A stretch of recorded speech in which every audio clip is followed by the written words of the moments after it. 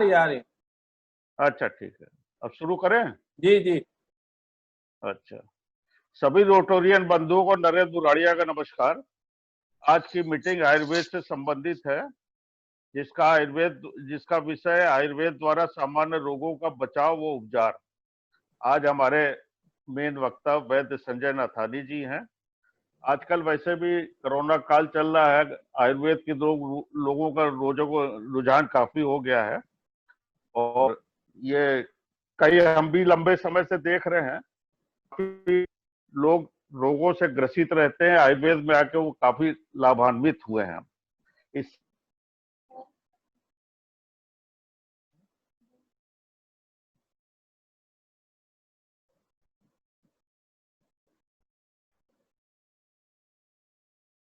All कर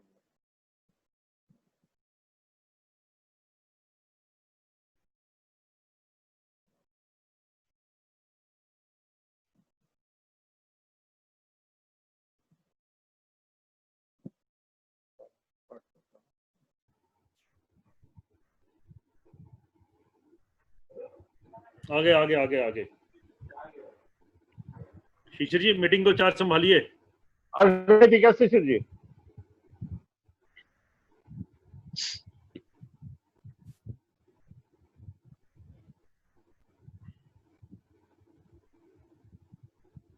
सभी को नमस्कार। यहाँ पर उपस्थित हमारे प्रमुख वक्ता वैद्य संजय नथानी जी का हार्दिक स्वागत और अभिनंदन Varanasi club, rotary club Varanasi central द्वारा। यहाँ हमारे उपस्थित सभी पास्ट प्रेसिडेंट जो यहाँ अपना बहुमूल्य समय दे के आए हैं इस कार्यक्रम वेबिनार को सफल बनाने, आप सभी का स्वागत और अभिनंदन है। हमारे बाहर के क्लब खासकर मुंबई से भी आए हैं, विशाल जी स्पेशली आपका भी स्वागत और अभिनंदन। हमारे सीनियर रोटेरियन, हमारे बोर्ड मेंबर विशाल मुंद्रा जी, हमारे सीनियर मेंबर और सारे बोर्ड मेंबर जो भी यहाँ उपस्थित हैं, आप सभी का स्वागत और अभिनंदन। हमारे दो पास्ट प्रेसिडेंट जयप्रकाश भैया और राजेंद्र भैया के मदद से ये कार्यक्रम जो कि संभव हो पाया इस रूपरेखा में, तो आपका भी स्वागत और अभिनंदन। और साथ ही दोनों कार्यक्रम संयोजक नरेंद्र जी और हमारे विनोद खतौड़ जी, आप लोग का भी बहुत सहयोग और उसके लिए स्वागत और अभिनंदन। इस समय आयुर्वेद की महत्व जब से कोरोना आया है तब से बहुत ज़्यादा बढ़ गया है और हम लोग को ये रियलाइज हो रहा है कि हम लोग एलोपैथ पे ही जो डिपेंडेंसी थी उससे आगे बढ़ के कुछ आयुर्वेद की तरफ नज़र डाले और कई ऐसी चीज़ें जानकारी हुई, पुरानी जानकारी के अलावा एडिशन हुआ और वो अब हम लोग अमल में ला रहे हैं, क्योंकि हमारी जनरेशन तब भी कुछ देखी है लेकिन आने वाली जनरेशन कई ऐसी चीज़ों से रूबरू हुई है जो हम लोग के उससे दूर हो गई थी।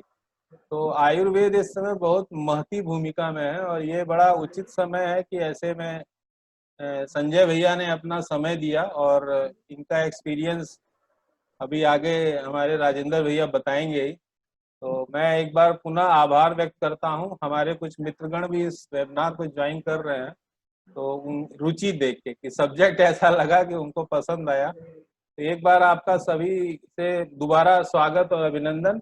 और एक रिक्वेस्ट है कि चूंकि संजय भैया कुछ ऐसी चीज बताएंगे जो कि नोट करने लायक है और हो सके तो मीन टाइम में आप लोग एक कॉपी पेन रख लें साथ में, क्योंकि कोई अगर दवा भी या औषधि भी बताएंगे तो उसको लिखने में आपको तत्काल सुविधा रहेगी। तो उमा भैया तैयारी से हैं, तो हमारा ये कार्यक्रम अब मैं आगे की कार्रवाई के लिए राजेंद्र मोहन शाह भैया को माइक मतलब ट्रांसफर कर रहा हूँ कि वो शुरू करें। राजेंद्र भैया अनम्यूट कर लीजिए और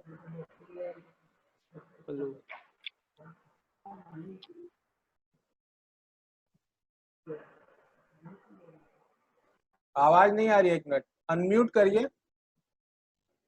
अब आई? हाँ भाई, है? हाँ आ रही है आवाज। आवाज आई? जी आ रही है। हैं? आ रही है। हेलो, आ रही है। आपकी आवाज कट रही है। नहीं लेकिन आपकी आ रही है, आप बोलिए। आ गई ना? हाँ ठीक है। हमारे अध्यक्ष जी ने मुझे ये जिम्मेदारी सौंपी है अपने मुख्य अतिथि का परिचय देने के लिए।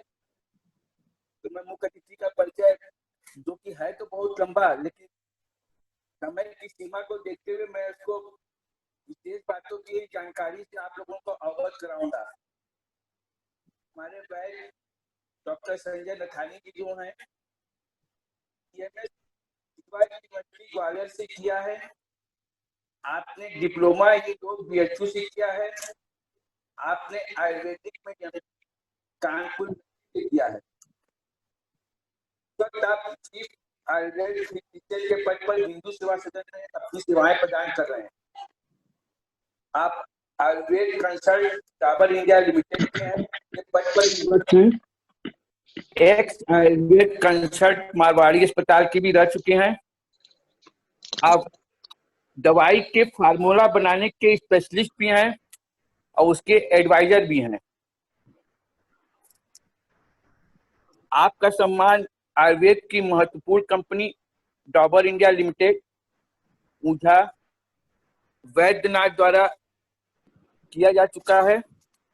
आपने आयुर्वेद से संबंधित विदेशों में भी कई सेमिनार में सहभागिता की है। आपने हिंदू सेवा सदन में ज्वाइन करने के बाद उस विभाग को पूर्ण रूप से कंप्यूटराइज कराया। आपके निर्देशन में शास्त्रीय विधि से आयुर्वेद की पुड़िया भी तैयार की जाती है। आयुर्वेद विभाग के अंतर्गत अस्पताल में आपने पंचकर्म विभाग और आपके प्रयासों से शुरू किया गया। आपके द्वारा विशेषज्ञ डॉक्टरों द्वारा जोड़ों के दर्द, माइग्रेन इत्यादि का सफलतापूर्वक चिकित्सा की जाती है। आपकी पत्नी डॉक्टर श्रीमती नीरू नथानी, जो BHU के आयुर्वेद संकाय की HOD है। आपके फादर ग्वालियर में प्रसिद्ध एलोपैथिक फिजिशियन के पद पर रह चुके हैं। मैं वैद्य संजय नथानी जी का पुनः स्वागत करता हूं और आगे की कार्रवाई के लिए मैं शिशिर उपाध्याय जी को सौंपता हूं। शिशिर जी। नहीं, मेरे को कार्रवाई आगे बढ़ाते ही रहना है क्योंकि समय कम है और अभी कुछ लोग और हमारे पास प्रेसिडेंट और सीनियर मेंबर्स ज्वाइन किए हैं। तो मैं इसी कड़ी में बस इतना बोलूंगा, आप सबका दोबारा स्वागत और अभिनंदन, जो लोग थोड़ा 5 मिनट बाद आए हैं। और अब समय न लेते हुए मैं सीधे संजय जी से अनुरोध करूंगा कि वो अपनी वार्ता जो है और हम लोग का ज्ञान मार्ग प्रकाशित करें। धन्यवाद। नमस्कार जी। नमस्ते संजय। आवाज, एम आई ऑडिबल? हाँ, आवाज आ रही है? आ रही है सर। ठीक है। अध्यक्ष शिशिर जी, सचिव विजय जी, कार्यक्रम के संयोजक बुरारिया जी, विनोद जी, केडिया जी, मुंद्रा जी व शाह जी, आप सभी के सहयोग से मैं आपके बीच उपस्थित हुआ हूं, अतः आप सभी को धन्यवाद। आप सभी के साथ मैं आयुर्वेद की विशेषताओं के बारे में चर्चा करूंगा। आज मेरा टॉपिक है आयुर्वेद द्वारा सामान्य रोगों का उपचार, बचाव। आयुर्वेद भारत की प्राचीनतम चिकित्सा पद्धति है, जो वास्तव में एक संपूर्ण जीवन शैली है, जिसके द्वारा व्यक्ति स्वस्थ एवं दीर्घायु को प्राप्त होता है। आयुर्वेद के मुख्यतः 2 प्रयोजन हैं, जैसे नंबर 1, स्वस्थ व्यक्ति के स्वास्थ्य को बनाए रखना, जो कि इसी पैथी में ही मिलता है ये। सेकंड, रोगी व्यक्ति के रोग की चिकित्सा करना। दोनों काम इसमें संभव है आयुर्वेद के द्वारा। आयुर्वेद में स्वास्थ्य को उत्तम बनाए रखने के लिए दिनचर्या, ऋतुचर्या, सदाचार व उचित निद्रा आदि का उल्लेख है। दिनचर्या हम कैसे कहेंगे? दिन भर का क्रियाकलाप जो समय से सिस्टमेटिक हो, वही इसके अंतर्गत आता है। हमारी दिनचर्या सही होनी चाहिए। सेकंड, ऋतुचर्या। ऋतुचर्या में हम देखेंगे कि वर्ष में 6 ऋतुएं होती हैं। 2 माह की एक ऋतु होती है। प्रत्येक ऋतु में शरीर के दोषों को सामान्य बनाए रखने के लिए विशेष खान पान और आचरण की जरूरत होती है। जैसे जैसे वर्तमान में वर्षा ऋतु चल रही है। इस ऋतु में स्वभाव से ही वात दोष का प्रकोप होता है, इसलिए वात शामक आहार विहार सेवन करना चाहिए। जैसे पुराना गेहूं, चावल, मूंग, मसूर, प्याज, लहसुन, आलू, टमाटर, परवल, लौकी, तोरई, कद्दू, टिंडा, नारियल, पपीता, बेल, केला, खजूर, गाय का दूध व घी, गुड़ आदि का सेवन हम कर सकते हैं वर्षा ऋतु में। मसालों में हम क्या यूज करेंगे वर्षा में जिससे कि हमें वायु का प्रकोप नहीं हो? जैसे धनिया, हल्दी, सौंफ, जीरा, मेथी दाना। ग्रीष्म ऋतु में सोना, दिन में सोना बिल्कुल श्रेयस्कर हो सकता है। अन्य ऋतु में दिन में नहीं सोना है। अगर हम अन्य ऋतु में दिन में सोते हैं तो हमारे कफ की वृद्धि हो जाती है, जो कि हमारे लिए बीमारी का कारण बनेगी। अतः किसी भी ऋतु में दही, एक तो हम दही के बारे में बताना चाहेंगे, रात में दही कभी नहीं खानी चाहिए। उससे कफ की वृद्धि होती है, कफ बढ़ता है बॉडी में। किसी भी ऋतु में नहीं खाए दही, रात में। आप दिन में खाइए, वो भी किसी किसी ऋतु में निर्देशित है। दही एक तो रात में खाने पे अभिसंधि होता है, स्रोतोरोध करता है, मतलब हमारे चैनल जो होते हैं बॉडी में उनको ब्लॉक करता है, तो हमारी बीमारी पैदा होगी। गर्मी में हम मठा पी सकते हैं, हमें मठा पीना चाहिए। रात में हमें रात्रि जागरण नहीं करना है। अगर हम रात्रि जागरण करते हैं तो हमारा पेट अपसेट हो जाएगा, एसिडिटी हो जाएगी, कब्ज हो जाएगी और अंत में पाइल्स होने की भी संभावना हो जाएगी। अतः रात्रि जागरण भी नहीं करना चाहिए। ये सब बचाव के अंतर्गत आपको बताया जा रहा है। स्वस्थ रहने के लिए सामान्य व्यक्ति को क्या खाना चाहिए?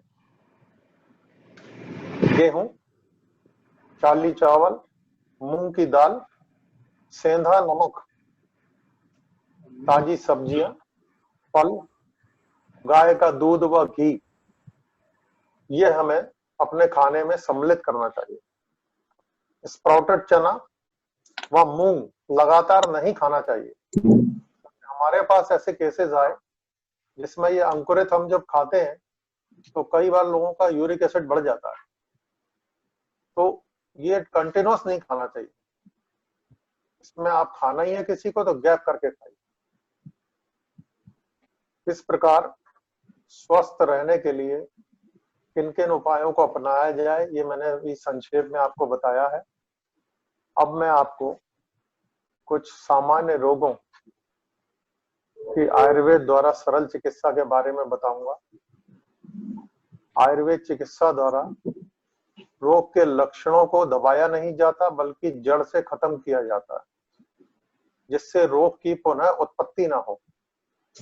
आयुर्वेद औषधि को रोग व रोगी के बल के अनुसार, अवस्था अनुसार आयुर्वेद चिकित्सक के परामर्श से लेना चाहिए। हालांकि इनका कोई साइड इफेक्ट नहीं होता, पर अगर चिकित्सक द्वारा निर्देशित किया जाएगा तो और अच्छा रहेगा। अब कुछ सामान्य रोग इनको हम लेते हैं। जैसे मान लीजिए किसी को अरुचि है खाने में, उसका बच्चे होते हैं बोलते हैं साहब हमको खाने में भी मन नहीं है, उनको अरुचि है। बड़ों को भी ऐसा होता है कई बार। तो इसमें हमारे यहाँ ही केवल ऐसी मेडिसिन है जो कि इमीडिएट इफेक्ट देती है। एक यवानी खांडव चूर्ण आता है जो कि चौथाई चम्मच आप मुंह में रख दीजिए खाने के 15 मिनट पहले, तो आपको खाने में टेस्ट आ जाएगा। पूरी हमारी ग्रंथियां सक्रिय हो जाती हैं और टेस्ट डेवलप होके आप अच्छे से खाना खा सकते हैं। ये किसी अन्य पैथी में संभव नहीं होता। अगर किसी को जी मचलाना हो रहा है, मान लीजिए नॉसिएटिक फीलिंग है, नौसिया हो रहा है, तो हम क्या देंगे? हम अगर अमूमन ये देखते हैं कि हम इस फीलिंग में अपन एवोमिन दे देंगे, डोमेस्टॉल दे देंगे, ऐसी दवाइयां देते हैं। अगर हम एलोपैथिक का सहारा नहीं लें तो ज्यादा बेटर है। हम इसके लिए एल आदि वटी, हमारे यहाँ एक टैबलेट आती है एल आदि वटी, एक एक गोली सुबह शाम चूस ले, उसके बाद ये फीलिंग टोटल खत्म हो जाएगी और स्टमक नॉर्मल हो जाएगा। तो ये मेडिसिन हमारे, जो मैं अभी मेडिसिन बताऊंगा, ये हर घर में होनी चाहिए। एक्चुअली ये मेडिसिन किट होनी चाहिए आयुर्वेदिक की। जैसे हम एलोपैथिक की रखते हैं कई लोग, तो आयुर्वेदिक की अगर मेडिसिन किट होगी घर में तो हम बड़े सेटिस्फाइड भी रहेंगे, बिना किसी साइड इफेक्ट के अपने आप को ठीक भी करते हैं। अच्छा, भूख ना लगना, ये बड़ी समस्या है घरों में कि बच्चे कहते हैं भूख नहीं लग रही है, बड़े भी कहते हैं, बुजुर्ग भी कहते हैं। इसमें आप लवण भास्कर चूर्ण चौथाई चम्मच आप दे दीजिए, उसको भूख लगनी शुरू हो जाएगी और अच्छे से भरपेट खाना खाएगा, कोई भी हो। तो एक तो ये रहा। उसके बाद हाइपर एसिडिटी, ये बड़ी आजकल ज्वलंत समस्या है। हमारे खान पान रहने का अंदाज ऐसा है कि एसिडिटी की समस्या ज्यादातर लोगों को है। तो हाइपर एसिडिटी में हम क्या करें? तो एलोपैथिक में जब हम जाते हैं तो रोविपेराजोल, पेंटोपराजोल, ये सब दवाइयां मॉर्निंग में किसी को अगर दे दी जाती हैं तो उसको हैबिट पड़ जाती है और वो बड़ा परेशान रहता है जिंदगी भर। वो छोड़ते हैं तो फिर से एसिडिटी गैस हो जाती है। अब वो इतनी उलझन में उसको छोड़े कैसे?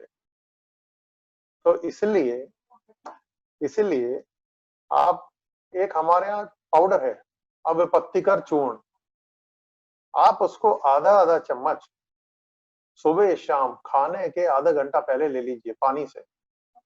आपको ज्यादा दवाइयों की, एलोपैथिक की किसी की जरूरत ही नहीं पड़ेगी। ये एसिड को स्टमक में न्यूट्रलाइज कर देगी, तो आपका गैस भी डाउन होगी और एसिड बनना भी बंद हो जाएगा।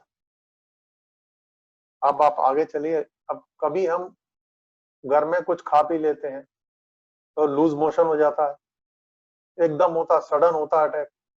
तब हमें क्या करना है? घर में कुछ ऐसा उपाय होना चाहिए। तो इसके लिए ईसबगोल 1 चम्मच। अब आप सोचेंगे ईसबगोल तो मोशन लाता है, पर उसका तरीका है। ईसबगोल 1 चम्मच, 4 चम्मच दही इसमें मिक्स करके आप सुबह शाम ले लीजिए। आपका मोशन नॉर्मल हो जाएगा, लूज से सेमी स्टेट में आ जाएगा और आप नॉर्मल हो जाएंगे। और साथ में अगर ले सके तो बेल का कुछ ले लें, शरबत, या आपका मुरब्बा टाइप का कुछ ले लें बेल का। तो बेल की चीज होगी तो और अच्छा रहेगा, उसमें एडेड एडवांटेज हो जाएगा। तो एक तो ये लूज मोशन का हो गया। उसके बाद ये भी मेडिसिन घर में होनी चाहिए। अच्छा, अब कब्ज की समस्या, बुजुर्ग होते हैं जो भी है, खान पान की समस्या की वजह से, जीवन शैली की वजह से कब्ज बड़ी आ रही है लोगों में। तो कब्ज की समस्या कैसे दूर होगी? इसमें होता ये है कि आंतों का जो मूवमेंट होता है, पेरिस्टाल्टिक मूवमेंट, वो हमारा स्लो हो जाता है, मोशन प्रॉपर नहीं आ पाता। हम बैठे रहते हैं एक जगह गद्दी पे, तो मोशन कैसे आएगा? मेहनत है नहीं, व्यायाम है नहीं। तो इसके लिए ईसबगोल ले सकते हैं 1 चम्मच रात में, या षटशकार चूर्ण आता है, वो 1 चम्मच रात को गुनगुने पानी में आप ले सकते हैं। ये सेफ मेडिसिन होती है। और जब ये आपको, जब मोशन नॉर्मल होने लगे तो इसको छोड़ दीजिए, फिर इसकी जरूरत नहीं है। अच्छा, अब एक समस्या और देखेंगे आप, पाइल्स की समस्या। पाइल्स लोगों में काफी है। मोशन जब टाइट हो जाता है तो वहां पर दबाव पड़ के गुदा एरिया में वहां की वेंस फूल जाती हैं और वो पाइल्स का शेप ले लेती हैं। तो पाइल्स जो है वो दो टाइप के हैं, एक तो ब्लीडिंग वाले होते हैं और एक सादे होते हैं जिनको वादी वाले बोलते हैं। तो ब्लीडिंग वाले पाइल्स में एक टैबलेट हमारे यहाँ है अर्शोगनी वटी। मैं आपको सिंपल सरल उपाय बता रहा हूँ, केवल टैबलेट और चूर्ण फॉर्म में। अर्शोगनी वटी 2-2 गोली सुबह शाम चबाकर पानी से ले लीजिए और लगातार लीजिए। वो ब्लीडिंग एरिया क्लॉट हो जाए, बंद हो जाए और पाइल्स भी जो फूला हुआ है वो नॉर्मल पे आने लगे। अच्छा, एक होता बादी वाला पाइल्स जिसमें ब्लीडिंग नहीं है, तो उसमें हम क्या करेंगे, उसमें एक आता है अर्श कुठार रस। वो एक एक टैबलेट सुबह शाम पानी से आप ले लीजिए चबा के, और वो क्या करेगा, उसकी स्वेलिंग डाउन करेगा और मोशन इजी करेगा। अच्छा, एक और बड़ी ज्वलन समस्या है पेट में गैस बनने की। तो खाना खाया उसके बाद पेट भारी हो जाता है, बैठने की समस्या है ही, काम हम ज्यादा दौड़ते हैं नहीं, तो पेट में गैस बनने पे हम क्या करें। 2 टैबलेट होती हैं केवल, वो तो हम रख ही सकते हैं घर में, एक शंखवटी और एक हिंगवादी वटी। दोनों में से एक एक गोली लेके चबाकर खाने के सुबह शाम जस्ट बाद ले लिया, तो सारा गैस डाउन हो जाएगा और जो भारीपन है पेट में वो भी चला जाएगा। तो ये गैस की समस्या के लिए हमें रेनिटिडिन वगैरह या रुबिपेराजोल पेंटापराजोल की जरूरत नहीं, हम आयुर्वेद से काम चलाएं। अच्छा, जुकाम होने पर, मान लीजिए घर में समस्या है किसी को जुकाम की और वो कहते हैं कि साहब टैबलेट तो हम ले लें, तो व्योषादी वटी ये एक एक टैबलेट सुबह शाम चबाकर गुनगुने पानी से खाने के जस्ट बाद लें, व्योषादी वटी। तो इससे जुकाम की समस्या धीरे धीरे जाती रहेगी। अब एक और समस्या के बारे में जो कॉमन हो जाती है कई घरों में, गले में खराश आ जाती है मौसम बदलने, और जब खराश बढ़ जाती है तो वायरल फीवर शुरू हो जाता है। तो गले में खराश होने पर उसी समय इसको हम डाउन कर दें, ठीक कर दें, तो वो ज्यादा बेटर है। उसके बाद आगे डिजीज बढ़ नहीं पाएगी। तो वो क्या है, वो है खदिरादी वटी। ये इसी के लिए बनी है। जैसे ही हो एक एक गोली सुबह शाम चूस लें, तो आपका जो गले में इन्फेक्शन है ड्यू टू टॉन्सिलाइटिस या कोई भी दिक्कत हो, या इन्फेक्शन भी हो गले में, थ्रोट इन्फेक्शन हो, सोर थ्रोट हो, ये सारी बीमारियां ये गले की अपने इससे ठीक हो जाती है। अब आगे हम देखें तो खांसी हो जाती है कई लोगों को मौसम बदलने पे, एलर्जिक खांसी हो जाती है। वो खांसी जिसमें सांस नहीं फूलती है, केवल खांसी है, उसमें हम लवंगादी वटी दें। एक एक गोली सुबह शाम चूसने के लिए दे दीजिए, खांसी रुक जाए, जो ठसका आ रहा था वो नहीं आएगा। अब मौसम बदलने पे एक और समस्या होती है, वो ये है कि लोगों को हरारत फील होती है। तो जब भी हरारत फील हो कि शरीर टूट रहा है, उस समय हम क्या दें, तो उस समय आप पैरास्टामोल की तरफ जाते हैं, एक वो खा लें या कोई पेन किलर खा लें। उसकी बजाय एक सुदर्शन घनवटी आती है, सुदर्शन घनवटी, ये 2-2 टैबलेट सुबह शाम, एडल्ट डोज बता रहे हैं आपको, 2-2 टैबलेट सुबह शाम चबा के आप गुनगुने पानी से ले लें, तो आपका ये हरारत धीरे धीरे कम होते होते आप नॉर्मल फील करेंगे। एक समस्या और इमरजेंसी की होती है कई बार, मान लीजिए घर में खाना वाना खाया किसी ने, कुछ देर बाद या कभी भी खुजली शुरू हो जाती है बॉडी में, स्किन पे रैशेज आने लगते हैं, खुजली होने लगती है। अब इसके रीजन पे ना जाते हुए वो है, हम मेडिसिन इमीडिएट तो ले ही सकते हैं। तो मेडिसिन हम क्या लेंगे, महामंजिष्ठादि घनवटी। आई विल रिपीट, महा मंजिष्ठादि घनवटी, ये हमारे घर में होनी चाहिए। 2 टैबलेट सुबह शाम पानी से हम ले लें तो ये जो एवेल या लिवोसिट्राजिन का असर होता है वैसा असर हमें देखने को मिलेगा, खुजली धीरे धीरे खत्म हो जाएगी। तो ये भी हमारे घर में होनी चाहिए। अच्छा, अब सिंपल, कभी कभी लोगों को इमीडिएट सडन जोड़ों का दर्द हो जाता है। वो कहते हैं कल तक तो हम ठीक थे, अभी जोड़ों का दर्द शुरू हो गया एकदम। उस समय एक्सरे वगैरह बाकी टेस्ट तो बाद की बात है, हम टैबलेट तो यूज कर ही सकते हैं। तो महायोगराज गुग्गुल 1-1 गोली, रासनादि गुग्गुल 1-1 गोली सुबह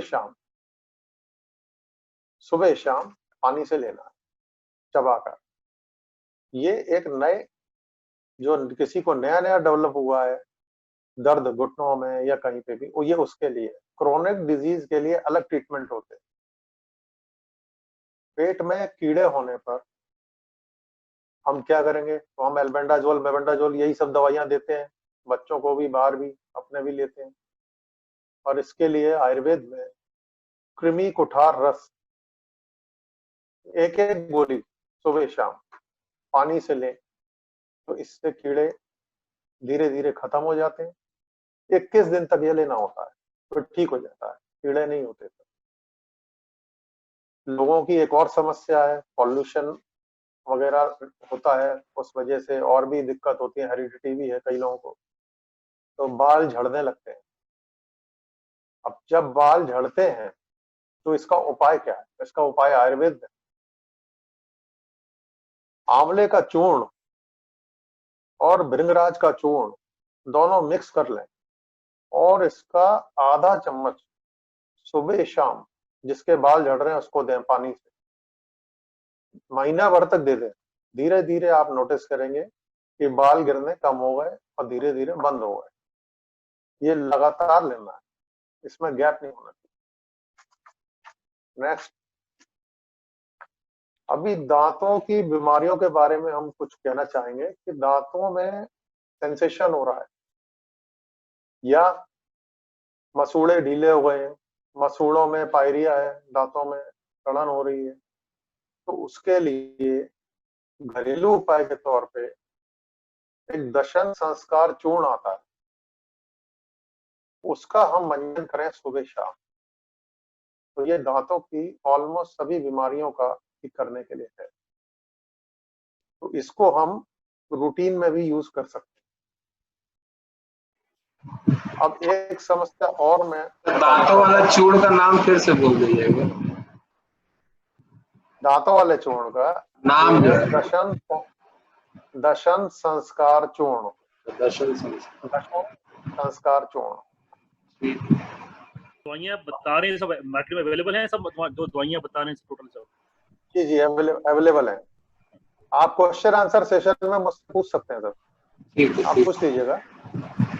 हाँ उस समय पूछेंगे। अब नेक्स्ट हम देखेंगे, तो अब आंखों की बीमारियों पे आते हैं। बच्चे मोबाइल यूज करते हैं, बड़े भी यूज करते हैं, व्हाट्सएप फेसबुक तो लगातार चलता है, तो उसमें आंखों में ड्राइनेस आ जाती है और अजीब अजीब सा हमें फील होता है। उसके लिए थोड़ा कभी कभी विजन भी ब्लड होने लगता है, विजन भी प्रॉपर नहीं रहता। तब हम उसके लिए क्या करेंगे, एक आयुर्वेद में आता है त्रिफला घृत, त्रिफला का बना हुआ घी, उसमें और मेडिसिन भी रहती है, उसको बोलेंगे त्रिफला घृत। वो आधा चम्मच पिघला के दूध के साथ सुबह शाम कंटिन्यूस आप दीजिए, कम से कम 21 दिन, तो आपकी जो ड्राइनेस है, रेडनेस होती है आंख में, ये सारी बीमारियां दूर हो जाए। हमें कोई ड्रॉप डालने की जरूरत नहीं पड़ेगी। उसके बाद लोगों को खर्राटे आते हैं, उससे लोग सो नहीं पाते हैं, परेशान होते हैं।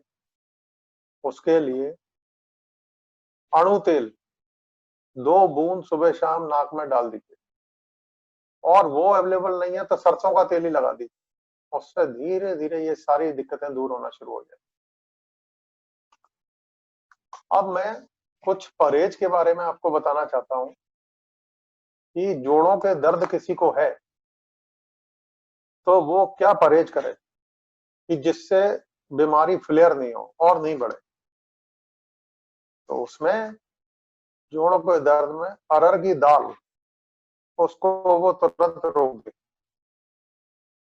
दही उसको नहीं खाना है, रिस्ट्रिक्टेड है टोटल। चावल बिल्कुल नहीं देना है, अचार बिल्कुल नहीं, और कोल्ड ड्रिंक, आइसक्रीम, फ्रिज का पानी, ये सब नहीं देना। इससे बीमारी बढ़ती है, जोड़ों की बीमारी। नेक्स्ट हम लेंगे पेट की बीमारियों का, जिसको गैस बनती है, एसिडिटी है, उसको क्या करना है, कौन सा परहेज करना है। तो मैं आपको बताना चाहता हूं कि अरहर की दाल, बेसन, मैदा, मूंगफली, साबूदाना, अचार, पापड़, गोभी, गोभी मीन्स फूल गोभी, चाय और मिर्च, ये चीजें एसिडिटी बढ़ाती हैं, पेट की कोई भी समस्या बढ़ाती है। आपको खाना क्या है फिर पेट की बीमारी में?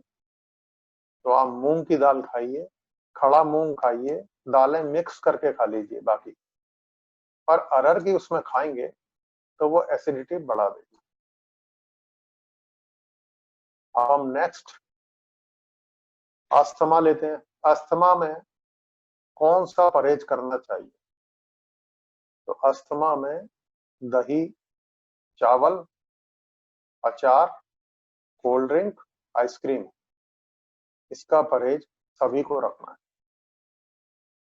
स्किन डिजीज में भी खट्टी वाली चीजें जो हैं, एसिडिक चीजें हैं, उनका परहेज होता है। जैसे अचार हो गया, ज्यादा चाय पीना हो गया, खट्टी खट्टी चीजें, नमकीन हो गया, जो भी है इस टाइप की चीजें, ये स्किन डिजीज बढ़ाती है। अब नेक्स्ट हम लेंगे, आजकल कोविड का समय चल रहा है, तो कोविड में हम आजकल इतना अवेयरनेस तो आ ही गई है कि हमें क्या क्या करना चाहिए। कोविड के सिम्टम्स तो सब जानते ही होंगे, तो ये मैं थोड़ा सा रिपीट कर दूं। मास्क तो पहनना ही है, स्वच्छता अपनानी है, social distancing 2 metre, large gathering नहीं करनी है, हैंड वॉश करना है 20 सेकेंड विथ सोप या सैनिटाइजर यूज करना है। आंख, नाक, मुंह को हाथ ना लगाएं, बिल्कुल भी ना लगाएं। अब इसके सिम्टम्स भी सब जानते होंगे, जैसे रनिंग नोज, थकावट हो जाना, dry cough, fever, sore throat, diarrhoea कई लोगों को हो जाता है, हेडेक, लॉस ऑफ टेस्ट और स्मेल, ये सारे उसके सिम्टम्स होते हैं। और जब कंडीशन थोड़ी एडवांस हो जाती है तो सांस की दिक्कत भी शुरू हो जाती है पेशेंट। तो इसके बचाव के लिए हमें क्या करना होगा? बचाव के लिए हमें इम्यूनिटी को अपना बूस्ट करना पड़ेगा। अगर इम्यूनिटी कम है, जैसे ओल्ड एज में तो कम होती है, तो इम्यूनिटी कैसे हम बढ़ा सकते हैं? तो उसके लिए warm water, drink warm water, daily practice of योगासन, योगासन, प्राणायाम, ध्यान डेली आप करिए। इसके अलावा आप च्यवनप्राश खा सकते हैं, वो भी इम्यूनिटी बढ़ाता है। और अगर कोई डायबिटिक है तो शुगर फ्री च्यवनप्राश खा सकते हैं। नाक में अणु तेल डालिए,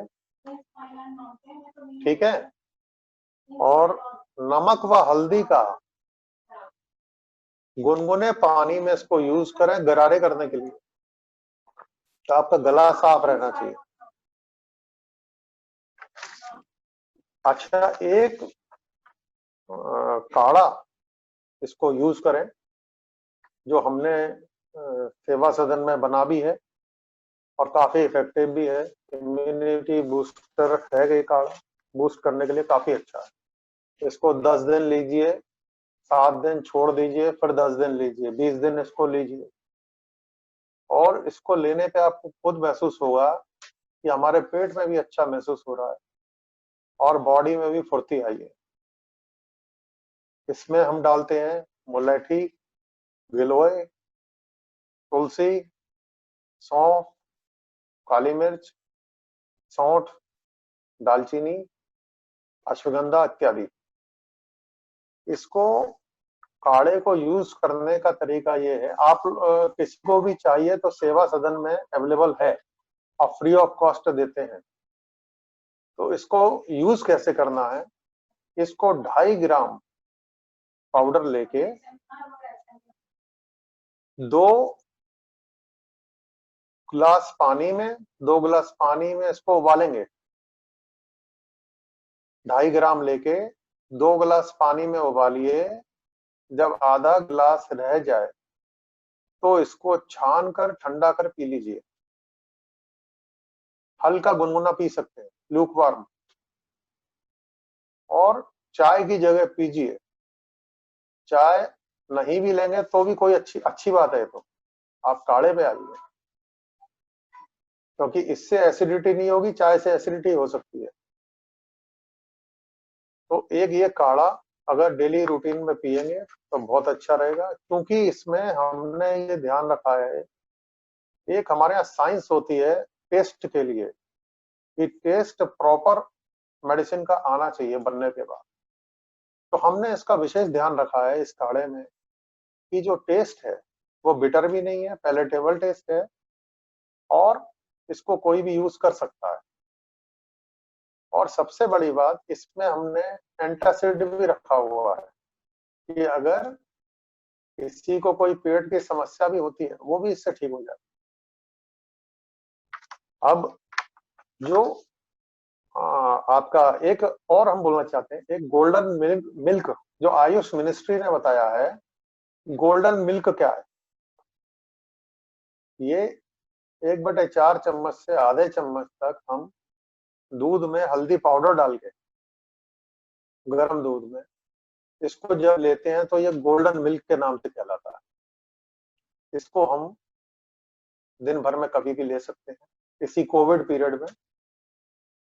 और जो आयुष काढ़ा मिनिस्ट्री ने बनाया है उसमें भी ऑलमोस्ट ये चीजें हैं, हमारे में एक्स्ट्रा है कुछ। अब आयुष काढ़ा मैं बता देता हूँ मिनिस्ट्री का क्या है आयुष में।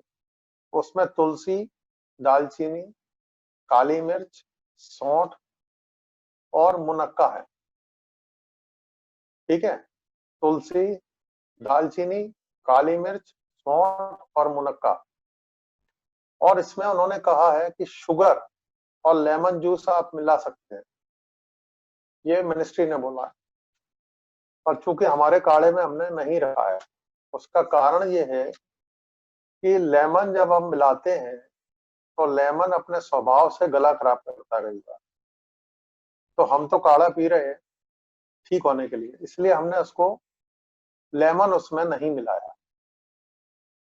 ये हमारा सोच है पर्सनल। उसकी जगह हमने सौंफ वगैरह का यूज किया। सौंफ होती है तो डाइजेस्टिव भी होती है। तो ये टोटल हमने आपको ऑलमोस्ट आयुर्वेद की एक रूपरेखा दी और बचाव और इलाज का कुछ हमने आपके लिए। धन्यवाद।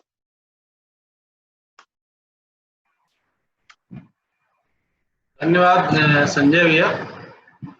जी जी। मैं पहले एक बार क्वेश्चन आंसर सेशन यहाँ पे बोल दे रहा हूँ कि जिन मेंबर्स को क्वेश्चन पूछना है रेज हैंड कर लेंगे, और उसमें अनम्यूट बटन है तो वो ऑन कर लेंगे। और उसके बाद फिर जय भैया से कहेंगे कि वो आपके रिमार्क को एक बार क्लोजिंग से मतलब बता दें कि सम अप कर दें, तो तत्पश्चात हम लोग क्वेश्चन आंसर शुरू करेंगे। आप भैया अपने को अनम्यूट कर लीजिए। शिशिर जी क्वेश्चन पूछना, शिशिर जी किसी से क्वेश्चन पूछना है? हाँ, तो बस ये जय नहीं, भैया एक बार क्लोजिंग रिमार्क दे दें, फिर आप पूछिए एक बार। हमारे तो ख्याल हिंदी से मान सीधे के ही लास्ट। पहले क्वेश्चन आंसर हो जाने अच्छा हाँ। दीजिए। ठीक है, ठीक है, हाँ, तो ठीक है, क्वेश्चन आंसर ये। पूछे हाँ पूछिए। तो उनको नथानी जी के सामने रखेंगे तब ना। जी जी बताइए। हाँ नथानी जी, दो जी तीन जी। तो छोटे छोटे क्वेश्चन हैं। अच्छा। एक जो गैस के लिए आप शंखवटी और नीमवटी बोले हैं, जी जी। खाना खाने के बाद तो चबा कर लेना है कि पानी से लेके घोट जाना है? इसको चबाकर सुबह शाम खाने के जस्ट बाद लेना है। पानी से लेना है कि ऐसे ही मतलब? पानी से नॉर्मल वाटर से। अच्छा, दूसरा जो वो खराटे के आप सरसों का तेल बोले हैं, वो डालना है कि खाली लगा लेना है? क्या चीज? क्या बोले, रिपीट। खराटे के लिए, खराटे के लिए आप नहीं बोले सरसों का तेल डालना है या लगाना? हेलो हाँ जी, आपकी आवाज थोड़ा सही नहीं आ रही है। हेलो, आई? हाँ जी, अब बताइए। हम जो जो खराटे के लिए जो सरसों का तेल हाँ, है, खर्राटे के लिए, जी जी जी। उसमें खर्राटों में सरसों का तेल डेली लगाइए आप। मतलब या नाक में डाल दें कि खाली ऊपर से लगा दें? नहीं नहीं नहीं नहीं, उसको हाँ जॉनसन बर्ड आती है, हाँ कान वाली जॉनसन हाँ बर्ड, उसमें ऑयल में डिप करके उसको थोड़ा सा नाक में ले जाके घुमा दीजिए। एक साइड एक नाक में, दूसरी साइड दूसरी नाक में, और उसको फिर हटा के उस ऑयल को सूंघ लीजिए, तो वो ऑयल डिस्पर्स हो जाएगा अंदर जाके। अच्छा अच्छा, ठीक ये है। बताइए कि और तीसरी बात है, आजकल जी जी। व्रत में क्या खाना चाहिए? आजकल तो व्रत में कोई चीज खाई तो गैस बनने लगती है।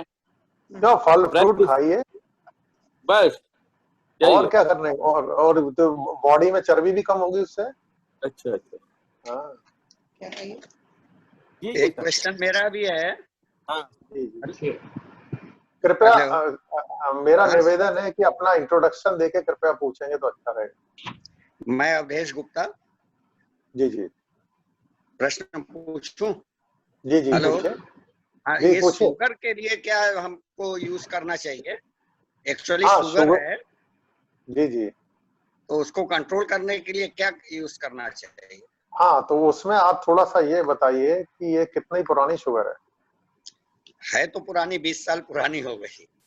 हाँ, तो अब इसमें यही हो सकता है केवल उपाय कि जो शुगर के कॉम्प्लिकेशंस आते हैं, है ना, जैसे रेटिनोपैथी होती है, न्यूरोपैथी होती है, या किडनी पे असर होता है, तो वो सब हम उसको कॉम्प्लिकेशन को डील कर सकते हैं। शुगर ठीक नहीं कर सकते इस स्टेज में, 20 साल पुरानी है। जी, ठीक है, नहीं तो तो क्या खाना कॉम्प्लिकेशन, चाहिए? हाँ, उसके लिए वसंत कंट्रोल कुसुमाकर। करने के लिए क्या लेना चाहिए दवा? हाँ नहीं, दवा तो आप एलोपैथिक ले रहे होंगे। ले रहे हैं। हाँ, तो उसको नहीं छोड़ सकते, 20 साल पुराना मामला है। अच्छा, ठीक है। हाँ, एक हमारी मेडिसिन आप ले सकते हैं जिसको हम बोलते हैं वसंत कुसुमाकर रस। आप लिख लीजिए, वसंत कुसुमाकर रस। संत कुसुमाकर। ये करेगा क्या वो बता देता हूँ। ये न्यूरोपैथी नहीं होने देगा, रेटिनोपैथी को भी रोकता है, नेफ्रोपैथी को भी रोकता है, और ये जो टायर्डनेस होती है ऐसे पेशेंट में, उसको भी ठीक करता है। जी जी। ठीक है, तो ये लेना ये कैसे कहाँ है? मिलेगी? हाँ, ये सेवा सदन में बहुत बड़ी हमने अरेंजमेंट किया हुआ है, चाहे जी हिंदुस्तान की कोई ऐसी दवाई हो जो न मिलती हो, वहां पे सब मिलता है हिंदू सेवा सदन में। जी जी।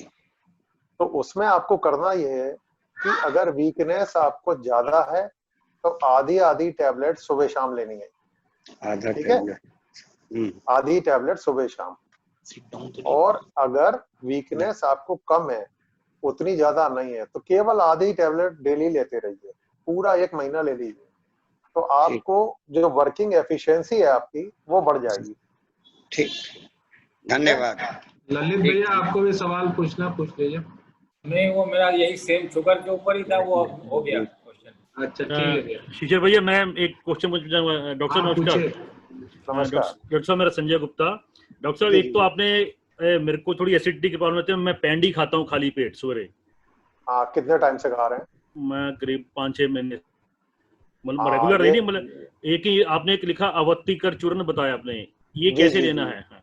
हाँ, अविपत्तिकर चूर्ण आधा चम्मच ये खाने के आधे घंटे पहले लेना है, मतलब डेली पानी तीनों से। टाइम, दोनों टाइम? पानी से दो समय।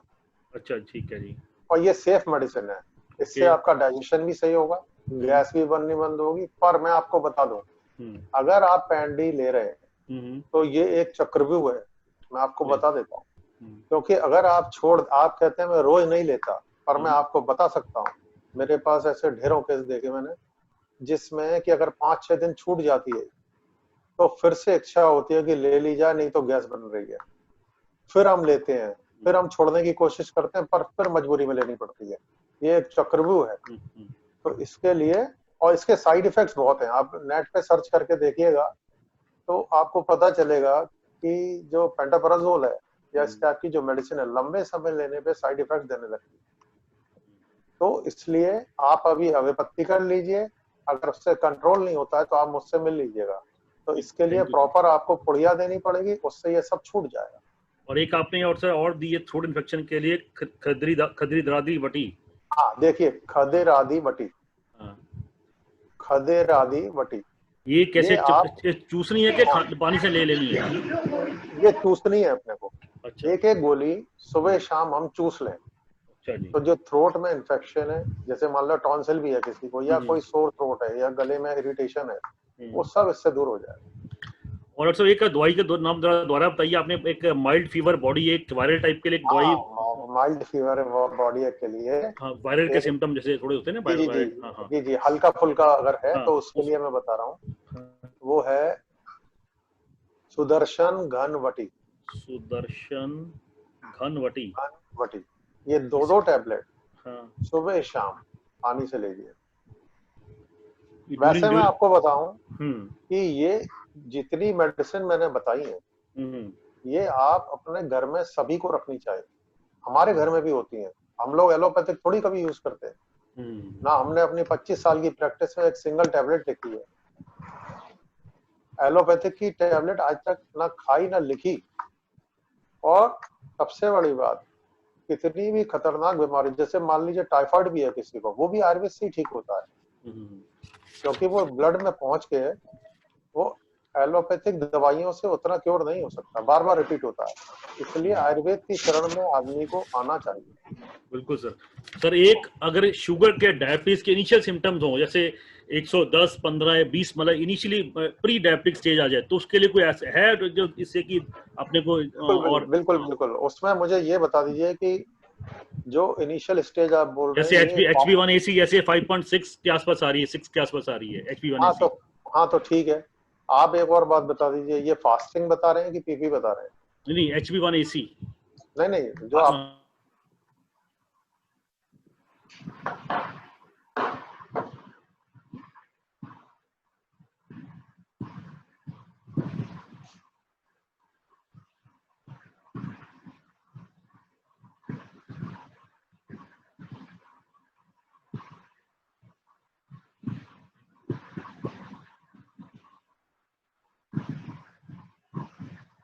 को वसंत कुसुमा का रस आदि टैबलेट सुबह शाम, एक तो ये लेना है खाने के बाद। हाँ, एक ये खाली पेट लेना है। खाली पेट लेना है? खाली पेट लेना है। हमारी आयुर्वेदिक मेडिसिन कोई साइड इफेक्ट नहीं होता, इसलिए खाली पेट ज्यादा असर करती है। ठीक है, मेरी सारी मेडिसिन लिख के दे रहे हैं, बहुत सा नाम हम लोग नोट नहीं कर पाए हैं डॉक्टर साहब। अच्छा, एक चार्ट सा अगर बना दें तो बहुत यूजफुल होगा आप लोग के लिए। ये आप रखेंगे, आप घर में रखेंगे अगर, तो आप समझ लीजिए जैसे पेट दर्द किसी को है, आपने इमीडिएट अपनी टैबलेट दे दी ना, तो आपको किसी डॉक्टर के पास जाने की जरूरत नहीं पड़ेगी। पेट दर्द के लिए सर आपने कोई दवाई दी है? पेट के लिए नहीं बताइए सर, कोई नहीं बताई। आप पेट दर्द के लिए आप लिख लीजिए शंखवटी। शंखवटी, ये 1 से 2 टैबलेट सुबह शाम लेनी होती है पानी से। अच्छा, आप डायबिटीज का लिख लीजिए पहले, एक वसंत कुसुमा का रस आधी टैबलेट सुबह शाम। हाँ लिख लिया सर। हाँ जी, खाली पेट। और मधु रक्षक चूर्ण। मधु रक्षक चूर्ण, ये आधा चम्मच पाउडर सुबह शाम खाने के बाद।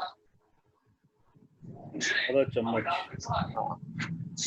और परहेज करिए, आलू चावल मीठा कोई भी हो इसका परहेज करिए। Okay okay, thank you sir, thank you. और कोई सवाल किसी का है तो प्लीज रेज करें हैंड। जी नमस्कार, जगदीश सुंदरवाला बोल रहा हूँ। जी जी बताइए। सबसे पहले तो डॉक्टर साहब का टेलीफोन नंबर जानना चाहते हैं ताकि उनसे हम लोग बात कर सकें जरूरत पड़ने पर। जी जी आप नोट कर लीजिए। जी 94 50 अगेन 50 9289 9289। एक और है, जी साहब, एक और लिख लीजिए। जी जी 99355 99355 180 53 जी। डॉक्टर साहब, आपने वसंत कुसुमाकर की चर्चा की है। कई लोगों का ये मानना है कि चूंकि इसमें मेटल रहता है, स्वर्ण धातु रहता है इसमें, जी जी जी तो इससे कुछ किडनी में प्रॉब्लम आ जाती है क्या उससे कुछ? हाँ, ये आपने बहुत अच्छा क्वेश्चन किया। इसका मैं आपको जवाब देता हूँ। जब मेटल कोई भी हो, अगर वो प्यूरिफाइड होती है, अगर उसको प्यूरिफाई कर लिया तो वो कहीं से जरा सी भी टॉक्सिक नहीं होती है। अच्छा, इसीलिए स्टैंडर्ड कंपनी की हमेशा यूज करनी चाहिए, जिसके यहाँ पूरे संसाधन हो। जी वो लोग हम जानते हैं कि कौन कौन सी कंपनी के पास अपनी फैक्ट्री ऑटोमेटिक है और किस लेवल का वो लोग काम करते हैं। तो इसलिए ये भ्रांति है कि वसंत कुसुमाकर से कोई मेटल होने से कहीं इफेक्ट आएगा, कहीं इफेक्ट नहीं आएगा। एक्चुअली मैं आपको बताऊं, क्योंकि मैं इस फील्ड में 25 साल से हूँ। जी जी तो हमारी जड़ी बूटी होती है, जी जड़ी बूटी में भी हैवी मेटल्स होते हैं जी। अच्छा, पर वो एक परमिसिबल लिमिट में होते हैं। जी जो WHO ने लिमिट बताई तुम्हें है। करना आता है क्या? वीडियो कैसे स्टॉप हो गया, कैसे चालू होगा? हेलो, हम बात करें, हमको भी बात करनी है। जो परमिसिबल लिमिट है जी, उसके अंदर वो होती है ज्यादातर। अच्छा। तो हाँ, जबकि आप देखेंगे, अगर कंपैरिजन करेंगे तो एलोपैथिक की सारी दवाइयां सिंथेटिक योर वीडियो जो स्टॉप लिखा है जी, और उनके साइड इफेक्ट्स भी आपको सब पता रहेंगे, नेट पे सब लिखे हैं। अच्छा, तो भी हम लोग लिख पाते के आ हैं। एक तो भी एक हम लोग प्रश्न और पाते है हैं। डॉक्टर साहब, इसी से संबंधित। जी ये जी वसंत कुसुमाकर पुराना होने पर इसकी पोटेंसी बढ़ती है कि घटती है? नहीं नहीं, पोटेंसी पे कोई असर नहीं आएगा। पुराना अच्छा होता है, खराब नहीं होता। अच्छा अच्छा। हाँ। आज 20 साल पुराना भी अच्छा होगा? कितने साल? 20 साल पुराना। 20 साल पुराना भी ठीक है। अच्छा, पर उसमें ये है कि उसकी कंडीशन क्या है। अगर आपने उसको सेफली रखा है, फंगस जब हुई है, उसमें मॉइस्चर नहीं आया है, तो ठीक है। ड्राई है अगर तो जी, हाँ, तो उसकी कंडीशन देखने पे पता चलेगा। अच्छा, मैं आपसे शीघ्र संपर्क करूंगा। जी जी, ताकि हाँ, और भी बहुत सारे आपसे मार्गदर्शन मिलेगा। जी जी, बहुत धन्यवाद डॉक्टर साहब। Thank you. अच्छा, ऐसे डॉक्टर साहब, और किसी का सवाल है कोई? एक हमारा सवाल है डॉक्टर साहब, जनरल क्वेश्चन है। हाँ, थोड़ा परिचय दीजिए, परिचय थोड़ा दे दीजिए। मैं शिशिर उपाध्याय। जी जी, हाँ बताइए। अध्यक्ष जी हैं डॉक्टर। अरे अच्छा। नहीं स्क्रीन पे नहीं आ रहा होगा ना। तो वो ये पूछ रहे थे कि जैसे हम लोग जब दवा लेने जाते हैं आयुर्वेद की, तो अक्सर समस्या ये होती है कि किस ब्रांड की लें, क्योंकि अलग अलग राय, कोई बोलता है डाबर लो, कोई बोलता है कि चरक का मतलब दूसरी कंपनी का लो। तो इतनी सारी है, एक आता है दूध पातेश्वर, जैसे कोई बोलता है च्यवनप्राश दूध पातेश्वर का अच्छा है, कोई बोलता है डाबर का अच्छा है। तो हम लोग तो कंपनी के बारे में जानते नहीं है, हम लोग नॉर्मली प्रोडक्ट बस ये हमें दे दो, तो उसमें क्या कोई ऐसा सजेशन है कि वो जो भी अवेलेबल है उस पर रिलाई कर सकते हैं? देखिए, इसमें तो जो प्रैक्टिस करते हैं वही ज्यादा जानते हैं, जैसे मैं। जी आप उसको नहीं जान पाएंगे। कारण ये है कि जो प्रैक्टिस में हमें जिस कंपनी का जो प्रोडक्ट का रिजल्ट ज्यादा मिलता है और स्टैंडर्ड का लगता है, वो हमारे अंदर ही होती है वो बात। आप समझ रहे हैं ना? तो उसमें तो कोई एक आप कोई एक ब्रांड नहीं बता सकते। जैसे डाबर का मान लीजिए 25 आइटम तो बहुत अच्छे हैं और 10 आइटम में हमें रिजल्ट नहीं मिलते हैं, तो डाबर को हम टोटल तो बोलेंगे नहीं, या बैद्यनाथ को या ऊंजा को, है ना?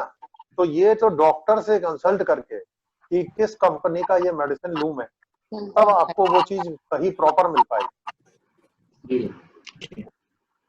जी ठीक है। संजय जी, एक क्वेश्चन था मेरा। विशाल मुंद्रा बोल रहा हूँ मुंबई से। जी जी, बोलिए बोलिए। संजय जी, ये थायराइड वगैरह के लिए क्या है? आपने कुछ ऐसा सजेशन बता सकते हैं? हाँ, थायराइड मतलब उसमें क्या बढ़ा हुआ है? T4 TSH में क्या बढ़ा हुआ है? मतलब उनका T3 बढ़ा हुआ है। अच्छा, तो इसके लिए हमारे यहाँ नहीं, अभी कोई मेडिसिन चल रही है? हाँ, क्या? थायरॉक्सिन। थायरॉक्सिन कितने मिलीग्राम? 2.5। 2.5। तो ये रिसेंट केस है? रिसेंट केस है कि पुराना है? मतलब 2 साल हो गए। 2 साल हो गए हैं। तो इसमें हमारे यहाँ एक कंपनी बनाती है, उसका रिजल्ट अच्छा है, TFN 34 के नाम से। ये आयुर्वेदिक मेडिसिन है, एपेक्स फार्मेसी बनाती है। TFN 34 ये टैबलेट का नाम है। ओके। ये सेफ मेडिसिन है। आपको ऊपर जाना होगा। ओके ये सर। दो टैबलेट सुबह शाम ली जाती हैं। ओके 1 महीना ले लीजिए, फिर ओके आप टेस्ट कराइएगा। क्योंकि मेरी प्रैक्टिस में मैंने देखा कि थायराइड की टैबलेट सबकी छूट गई है ओके मैक्सिमम केसेस में, जो रिसेंट थायराइड है, ओके। 3 साल पुराना। तो ये खाली पेट लेते हैं सर? ये कभी भी ले सकते हैं, आयुर्वेदिक मेडिसिन है, कभी भी ले सकते हैं। ओके, जी, thank you sir. Welcome. Doctor साहब, हेलो। जी हाँ, जी, डॉक्टर साहब, मेरी आवाज मिल रही है? सुनाई। मैं US अग्रवाल। जी डॉक्टर जी। साहब, ये डायबिटीज में जो नेफ्रोपैथी या न्यूरोपैथी हो जाए, अगर जी मेरे को जैसे नेफ्रोपैथी हो गई और क्रेटनिन करीब 3.25 तक आ गया है, जी जी। तो उसको कम करने या रोकने के लिए कुछ है क्या अपने पास? हाँ, 3.25 आ गया है, तो आपको जो मेडिसिन चल रही होगी एलोपैथिक में, वो एक तो कैल्शियम, एक आयरन, है ना, और हाँ इस टाइप की कोई भी ब्लड प्रेशर की टैबलेट चल रही होगी। हाँ। और हीमोग्लोबिन कितना? 10। 10 कम आया ना, तो इसके लिए कोई इंजेक्शन चल रहा होगा वीकली। हाँ, एक इंजेक्शन चल रहा है, क्या नाम है? क्रेस्प। हाँ, ये वीकली चल रहा होगा। जी हाँ, तो ये इरिथ्रोपोइटिन फैक्टर का इंजेक्शन होता है, जो कि खून बढ़ाने के लिए होता है जी नेफ्रोपैथी में। अब रही आयुर्वेद की बात। जी। आयुर्वेद में पहली बात तो एलोपैथिक में मेरे हिसाब से ऐसा कुछ नहीं है कि डिजीज का प्रोग्रेशन रुक जाए, जो जी नेफ्रोपैथी हुई है। जी। आयुर्वेद में ये संभव है कि अच्छा। यूरिया क्रिएटिनिन मेडिसिन से डाउन हो जाते हैं जी और हमें डायलिसिस की स्टेज में शायद ही जाना पड़े। जी। ठीक है। और जब हम यूरिया क्रिएटिनिन डाउन करते हैं मेडिसिन से, तो हीमोग्लोबिन ऑटोमेटिकली बढ़ने लगता है। जी। उसमें फिर इंजेक्शन की जरूरत नहीं पड़ती है, क्योंकि एलोपैथिक के पास ऐसा साधन नहीं है, तो वो जी सिम्टम के हिसाब से डील करते हैं। जी। आपका सोडियम और पोटेशियम और बता दीजिए कितना है? सोडियम पोटेशियम टेस्ट करने दिया है मैंने, रिपोर्ट आ जाने पे आपसे संपर्क कर सकता हूँ मैं। हाँ ठीक आज है। ही दिया करने, तो 2-3 दिन में रिपोर्ट आएगी उसकी। हाँ, तो पूरा किडनी प्रोफाइल और जी। एक लिवर प्रोफाइल भी। अच्छा, SGOT SGPT। हाँ, SGOT PT, अल्कलाइन फॉस्फेटेज वगैरह जी हैं, ये सब। और CBC, ESR भी कराना जब भी आप कराओ। जी। तो ये सारी चीजें आप करा के एक बार मुझे व्हाट्सएप कर दीजिएगा, नंबर मैंने आपको दे दिया है। जी ठीक है, धन्यवाद डॉक्टर साहब। ठीक। दीपक बजाज जी आप पूछ लीजिए, दीपक भैया। हाँ थैंक यू भैया। नमस्कार डॉक्टर साहब, मेरा नाम दीपक बजाज है। डॉक्टर साहब मेरा प्रश्न ये है कि जिस तरह से आपने बताया कि हल्दी और नमक के पानी से गार्गिल करने से भी ठीक होता है, तो उसी तरह ये दवाइयां जो आपने बताई हैं, अगर आदमी नॉर्मल है और दवा की जरूरत नहीं है, तो अभी कोविड को देखते हुए जो घर में जो चीजें रहती हैं, इसी तरह से और क्या चीजें हैं जिनको यूज करके इससे बचा जा सकता है? एक सवाल मेरा और है कि जैसे कहते हैं कि आयुर्वेद में नाड़ी देख करके वैद्य जो है वो पूरे रोगों का शरीर का पता कर लेते हैं, तो क्या ये सत्य है क्या? हाँ, ये बिल्कुल सत्य है। नाड़ी हम भी देखते हैं। उसमें जो पुराने लोग थे जी वो डीपली जाके डिजीज आपने क्या खाया है, डिजीज सब कुछ पता कर लेते थे। हम लोग जो हैं जिस स्टेज में हैं, हम लोग 25 साल की प्रैक्टिस हमारी भी है, हम क्या करते हैं कि देखिए एक आयुर्वेद का प्रिंसिपल है, आयुर्वेद को बीमारी से मतलब नहीं है, आप समझ लीजिए। वायु पित्त कफ, वात पित्त कफ, हमें उसको बैलेंस करना बस बॉडी में। बीमारी कोई भी हो, बीमारी के नाम देना तो सब ऐसे ही है हमारे लिहाज से। अगर हमने आपके देख के पता कर लिया कि वायु आपकी वात पित्त कफ जो चीज आपके बॉडी में डिस्टर्ब है, उसको एक स्केल पे बैलेंस कर दिया हमने, तो वो बीमारी चली जाएगी। ठीक है। तो अब रही बात, आपने कहा कि घरेलू उपाय, घरेलू उपाय में आप जो हमने काढ़ा बताया, ये तो आप नॉर्मल तुलसी उलसी तो आप घर में लेते ही थे। जी तो उसमें 2-4 चीजें ऐड हो गई, तो वो तो आपके इम्यूनिटी के लिए अच्छा है ही, तो इसको ही लेना। दवाइयां क्यों लेनी है? दवाइयां तो ये हमने उसलिए बताई हैं कि जैसे घर में इमरजेंसी हो जाए कभी, तो हमें भागना नहीं पड़े। उसमें आयुर्वेदिक है, कोई नुकसान भी नहीं है, तो हम लोग अपने घर में रख सकते हैं। जी है ना, दवाइयां उसलिए बताई। जी डॉक्टर साहब, एक डॉक्टर साहब ये तुलसी जो है डाबर की, जैसे मैंने एक बार यूज करना चालू किया, तो क्या ये इससे गैस्ट्रिक भी बनती है क्या? तुलसी अगर क्वांटिटी ज्यादा ली जाए तो थोड़ा एसिडिक नेचर में आ जाती है, अदरवाइज एक लिमिटेड क्वांटिटी में वो ठीक है। तो कितना बूंद लेना चाहिए डॉक्टर साहब? नहीं, बूंद तो हम ऐसे देते नहीं है। तुलसी का ये तरीका ही नहीं है। तुलसी तो पत्तियां आप तोड़िए और एक आदमी के लिए 5-7 पत्ती सफिशिएंट है। थैंक यू डॉक्टर साहब। जी डॉक्टर साहब, ओके, थैंक यू डॉक्टर साहब। जी थैंक यू। और हमारे किसी रोटेरियन बंधुओं का सवाल है तो प्लीज।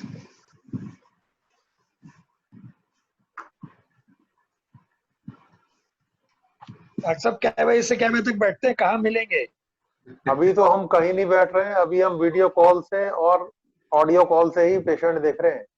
अभी कोरोना की वजह से हम नहीं जा रहे हैं कहीं। मतलब कोई पेशेंट दिखाना हो आपको तो वीडियो कॉल ही करना पड़ेगा डॉक्टर साहब? वीडियो कॉल करना पड़ेगा, अदरवाइज हम देखते हैं। जैसे सेवा सदन में भी देखते हैं मॉर्निंग के समय, वहां तो हमें दोपहर हो जाती है, पेशेंट ज्यादा रहते हैं। तो बीएचयू में भी रहते हैं, बीएचयू में रहते हैं हम। जी। तो देख तो हम कहीं भी लेते हैं, पर यह है कि अभी बंद कर रखा है क्योंकि कोरोना की। ठीक, thank you. Safety point of view से।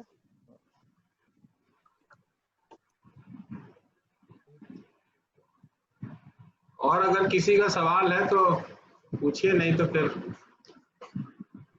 अब मुद्रा जी को दीजिए।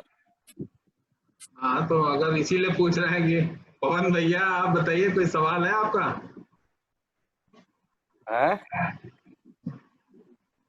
अनम्यूट कर लीजिए।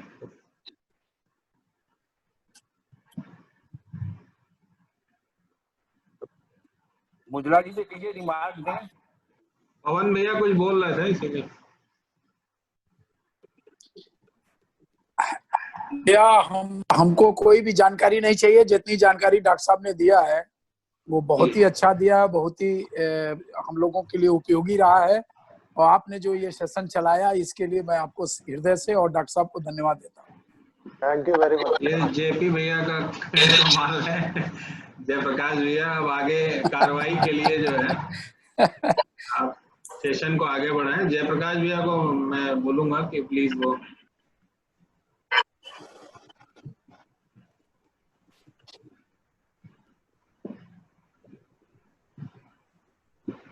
जेपी भैया हैं?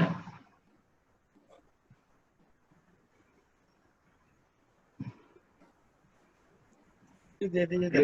डिस्कनेक्ट हो गया क्या? नहीं, जेपी भैया नहीं है भैया। है ठीक है। जय भैया वो कर लीजिए म्यूट।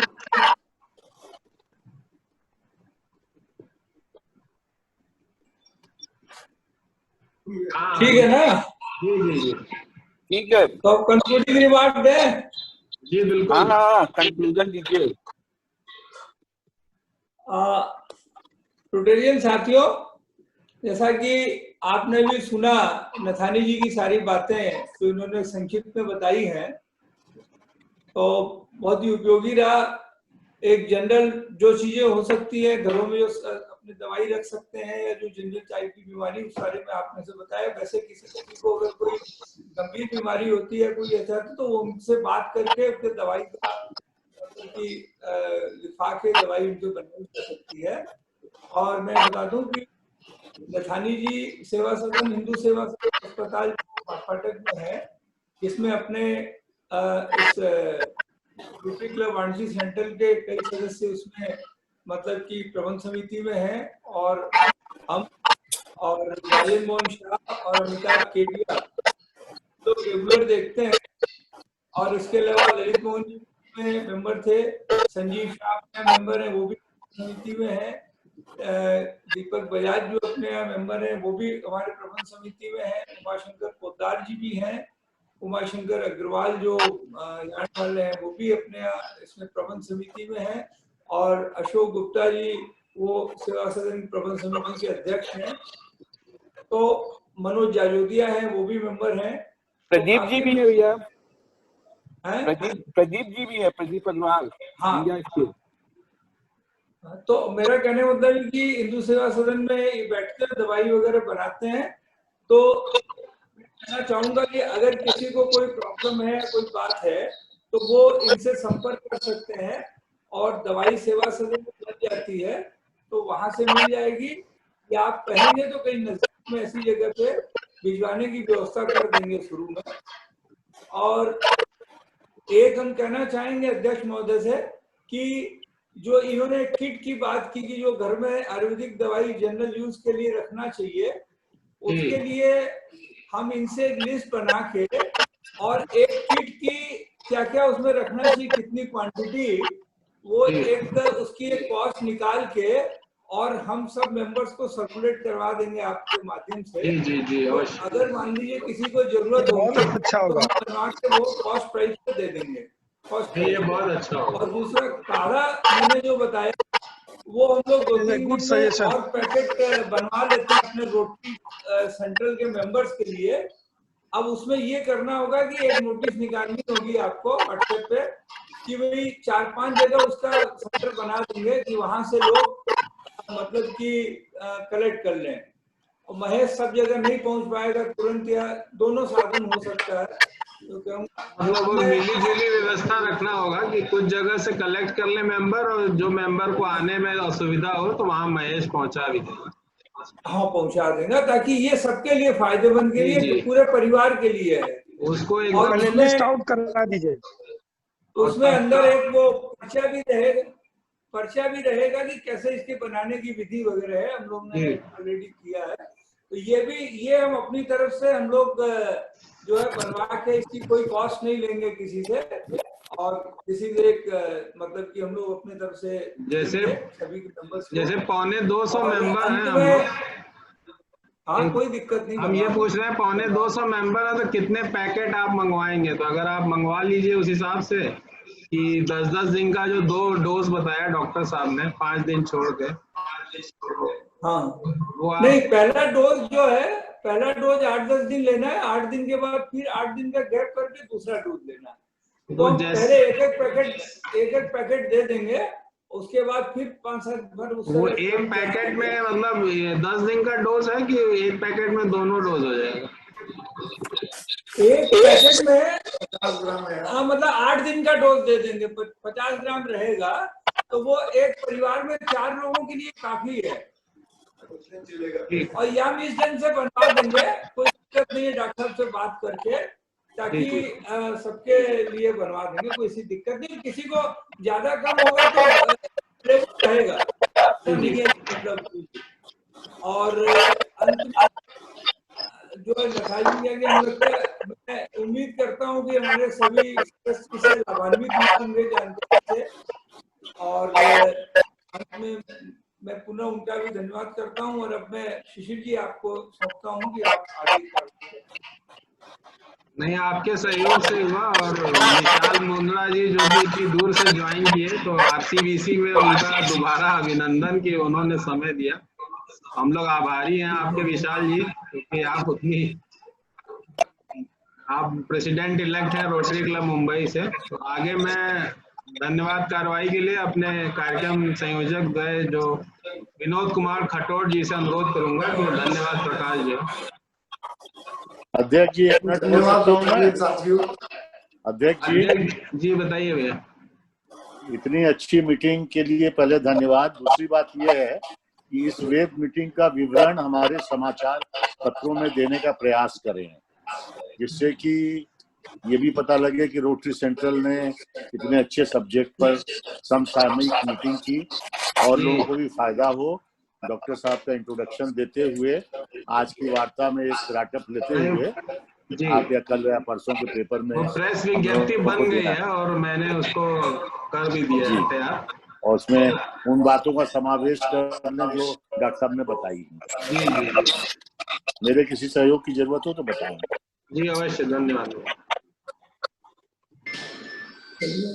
विनोद भैया, धन्यवाद। हाँ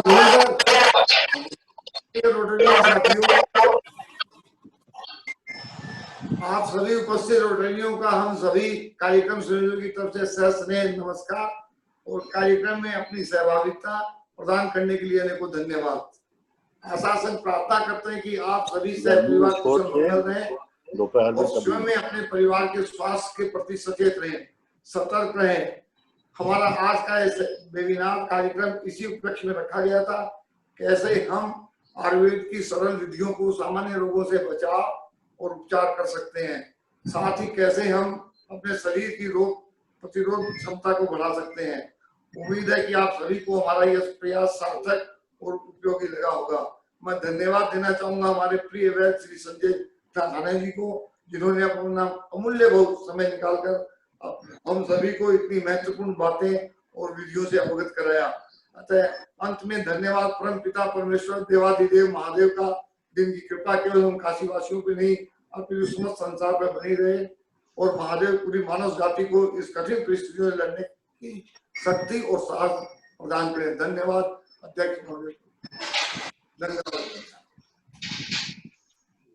धन्यवाद विनोद भैया और संजय भैया, आपका एक बार पुनः आभारी, आपने समय दिया। तो मैं ये मीटिंग अब यहाँ समाप्ति की घोषणा करता हूँ और आप लोग का सभी पधारे हुए सदस्यों का मेरा हार्दिक प्रणाम। Thank you very much. Thank you very much. Connection cut जा रहा है।